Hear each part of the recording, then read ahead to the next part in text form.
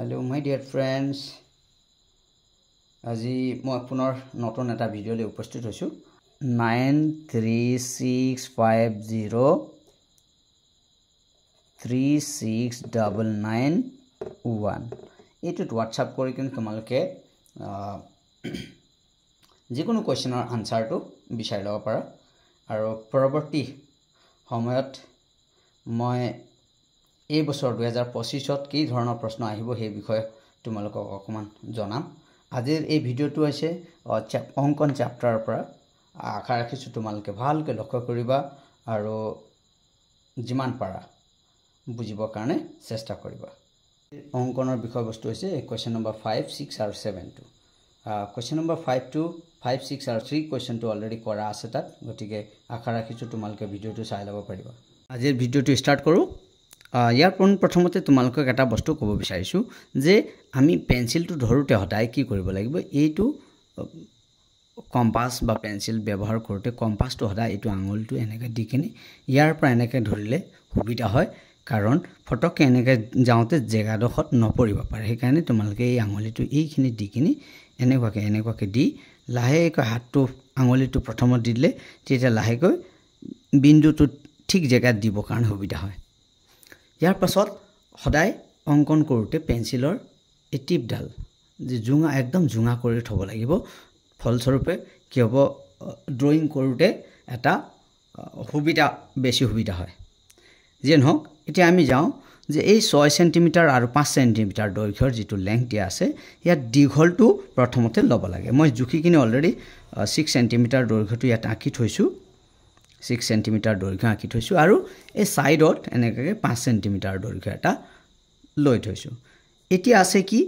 A B সি ৰ জুখটো angle এটা 60 degree ওলাব লাগে গতিকে ইয়াৰ কম্পাসটো ললো এই কম্পাসটো লৈ লাহেকৈ 60 ডিগ্ৰী কোণটো অঙ্কন কৰিলো অসুবিধা এটা হৈছে অকমান এই ষ্টেনৰ কাৰণে অসুবিধা পাইছো যি নহওক এনেকুৱাকে এক ললো আৰু এটো নিহিলাকে এই কটাকটি কৰা বিন্দুটোৰ পৰা লাহেকৈ এনেকুৱাকে কাটি দিবা ইয়াত তেতিয়া এটো হ'ব 60 ডিগ্ৰী কোণ আৰু এই 60 ডিগ্ৰী কোণটো লাহেকৈ তোমালকে ইয়াৰ মাজেৰে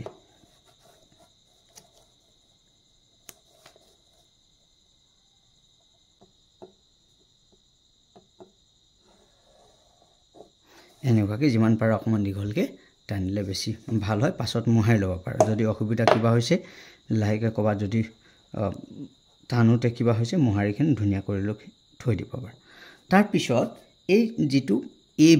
এবি লেংথটো 5 সেন্টিমিটাৰ লাগে গতিকে 5 সেন্টিমিটাৰ দৈৰ্ঘ্যটো আমি ইতিমধ্যে জুখি থৈছো গতিকে এই 5 সেন্টিমিটাৰ দৈৰ্ঘ্যটো আমি লাহেকৈ জুখ লৈ লম ইয়াত এনেকৈ জুখ লৈ লোৱাৰ পিছত ইয়াত আকৌ বি বিন্দুটোত আহি আমি লাহেকৈ মাৰ্ক এটা কৰি দিলোগে এইটো হৈ গল এ বিন্দু অৰ্থাৎ এ বি আৰু সি যত নেকি এই কোণটো 60 ডিগ্ৰী এইটো 5 সেন্টিমিটাৰ আৰু তলৰ বিচিটো অলৰেডি 6 সেন্টিমিটাৰ দৈৰ্ঘ্যৰ জুখ লৈছিলো এতিয়া হল আমাৰ এই এ আৰু সি ৰ সংযোগ কৰিব লাগে এ আৰু সি সংযোগ কৰি দিলো ইয়াৰ পিছত লাগে কি বেলেগ এটা ত্ৰিভুজ আঁকিব লাগিব যাৰ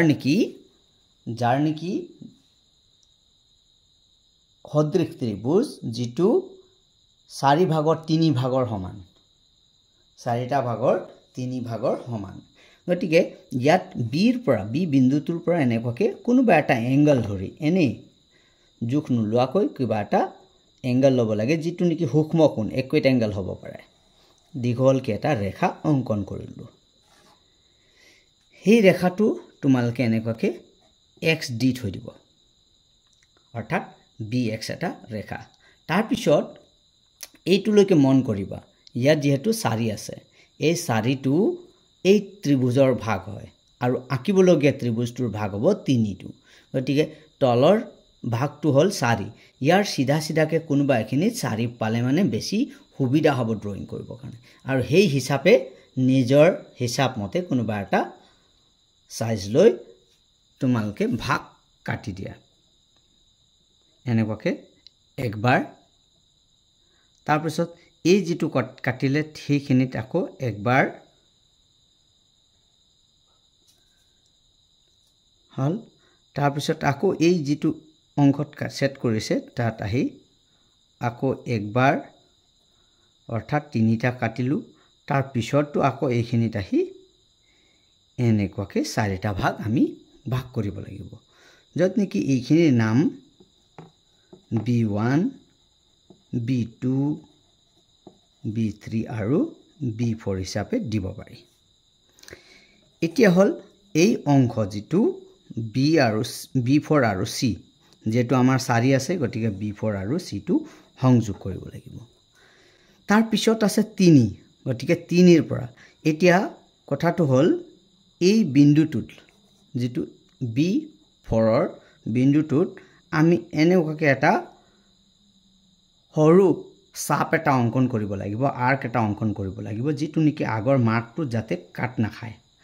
আগতকৈ অকমান ছুটি হলে ভাল হয় বা নতুবা অকমান দীঘল হলে ভাল হয় আৰু ঠিক একে ব্যাসাৰ্ধ একে ৰেডিয়াস লৈ বেলেগ এটা মাৰ্কটো আমি ইয়াত অঙ্কন কৰিব এনেকাকে হল ইয়াৰ পিছত এই যেটো B3 ৰ তলত যেটো মাৰ্ক আছে সেই মাৰ্কৰ পৰা আমি এনেকুৱাকে এডজাস্ট কৰিব লাগিব যাতে নেকি এই পেন্সিলটোৱে আগৰ মাৰ্কটোত এক্স্যাক্টলি জায়গাটোত কাটে মোৰ ইয়াত অলৰেডি আছে যদি নাই মিলাই থব লাগিব তাৰ পিছত এইখিনি জায়গাত যেটো কাট খোৱা জায়গাৰ পৰা আমি লাহেকৈ এনেকুৱাকে আকৌ এটা অঙ্কন কৰি দিব লাগিব আকৌ এটা অঙ্কন কৰি দিব লাগিব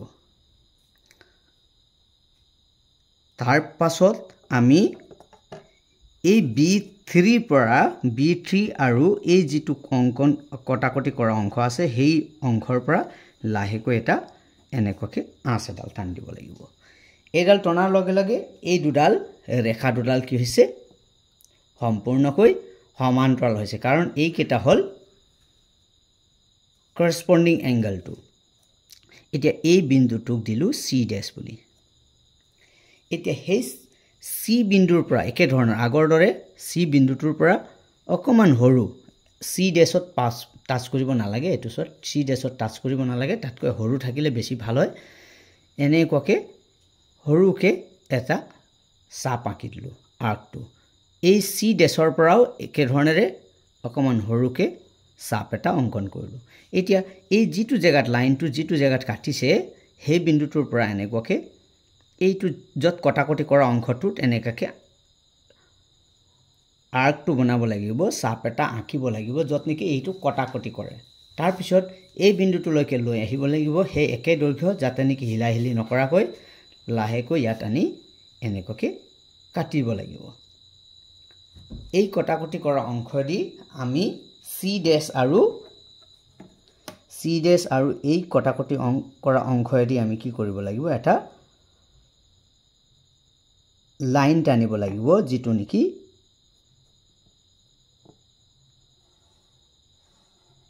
আমাৰ C এৰ সমান্তৰাল হয় আৰু এইটো হল C ড্যাশ গটিকে এইটো A ড্যাশ অৰ্থাৎ এই A ড্যাশ